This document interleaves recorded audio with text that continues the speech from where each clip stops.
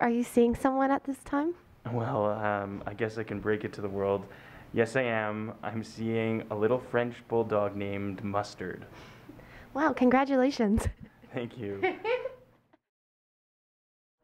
Hi, I'm Katie Uhlmann reporting for Katie Chats at SMITHEE TV in downtown Toronto. I'm here with filmmaker Adam Goldhammer. How does it feel to have your short film, Jessie, as part of the CBC Short Film Faceoff? It's amazing. I was so happy when I was told that we were chosen to go be a part of the competition, and so it feels great. Yeah.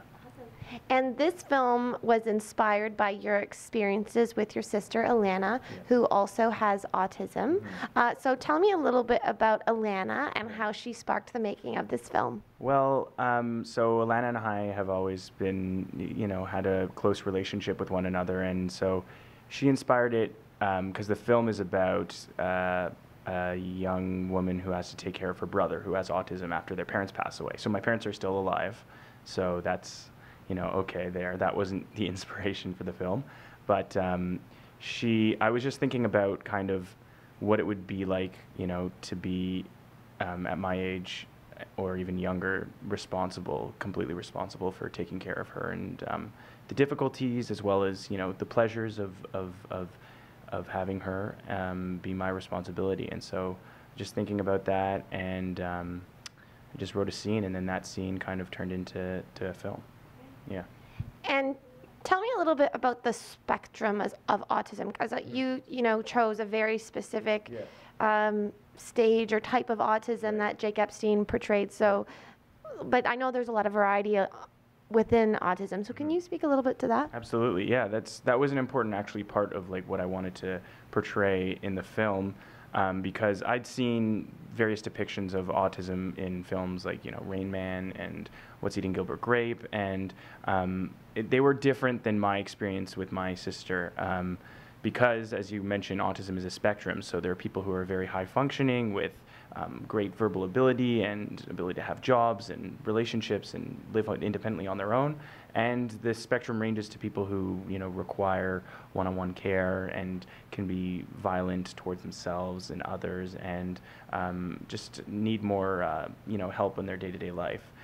My sister kind of falls in the middle, and I wanted to create a story that kind of was more accurate to my experience with autism with Alana. And so my film isn't supposed to be, necessarily the only, it's not this is what autism is, because autism is a spectrum, right? So I just wanted to do something honest to my experience. And tell me a little bit about the preparation process with Jake, because I know you did a lot of research, and for him as an actor, he did a lot to sort of get into this difficult role. Yeah, so Jake and I did a lot of work together. So first we met with Alana, we met with some of Alana's friends, we watched their physicality, we recorded their voice, and then Jake, we spent a couple months, it was 3 months of work of using Jake finding his physicality and doing amazing work with the voice and listening to the voice and recreating it. And so we'd start with just having him walk around and find the physicality, and then start to have conversations with me in character. And then actually Jake, in the middle of our rehearsal, went to New York to audition for some things, and eventually would go on to play Spider-Man on Broadway, which was awesome. No big deal. Yeah, but in that time we still had our shoot coming up, so Jake and I would Skype rehearse over every week. We would just go on Skype, and then he would get into character and he would stay in character, and we'd have conversations over Skype as a rehearsal just to keep him, that character alive till we shot.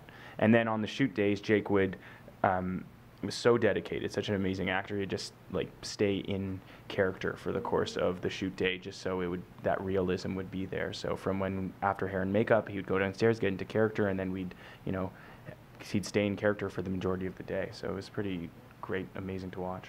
And Hannah Anderson gave a great performance as the sister. She was so compassionate, but then also kind of showed the frustration at times. Yeah. So tell me a bit about the conversations you had with Hannah preparing for that role. So again, Hannah and myself and my sister spent time together prior to the shoot, and she would be, I guess, observing more my relationship with Alana to see, you know, how I connect with her and how in times of frustration, that sort of thing. So she, in a similar fashion to Jake, she spent time with us to get the reality of it. And then we also rehearsed with Hannah and Jake, not any of the actual scenes that were in the film, but kind of like what their day-to-day life would be like, because we shot it in my producer's father's house. So before the shoot, we went to his house and we just like role played like just mundane day-to-day stuff of her cooking for him and playing games with him. And so they would have like a history of like a real relationship with one another prior to the shoot. And I think that showed in their relationship, because I don't know, I was very happy with it. I thought it was very genuine. Absolutely. It was wonderful. And you are no longer an actor, but you used to be. And when I moved to Toronto 5 years ago, you were my very first scene partner in acting class. Right. How did your background in acting help you as a director? I think that's, you know, where I came to directing from the background of acting. So the main thing that I think that it helped me with is really being compassionate towards actors in what it requires and what sort of atmosphere is needed to make to give a strong performance. And it's kind of like a feeling of like safety on set and communication and just like taking away those kind of I don't know, traditions of film sets that make the atmosphere kind of fake and kind of like you're performing a scene, and making it just a comfortable place to explore and create and kind of be open and vulnerable. I think that's the most important thing, and that's what I think I brought from acting, of what I would like to, if I were to be on set, of the atmosphere that I create for them. And where's the best place for us to find out more information on Jesse and the CBC short film Faceoff online? Yeah, so we're going to, for the show, we're going to be competing against 2 other films, and the winner, which is chosen by judges, goes on to the finals. And the final 3 films is a nationwide vote to decide which film is the winner, with a nice prize of money towards the filmmaker's next film. So it would be great if people went to the CBC website should Jesse go on to the finals, and you know, the audience out there likes the film. I would love for them to vote, and you can vote online or by phone, and that's all on the CBC Short Film Faceoff website. And then the Jesse website is jessethefilm.com, so you can see the trailer and read about the film there. Well, thank you so much. Congratulations on a very powerful film, and best of luck with the Faceoff. Thank you very much. Thank you. I'm Katie Uhlmann reporting for Katie Chats in downtown Toronto.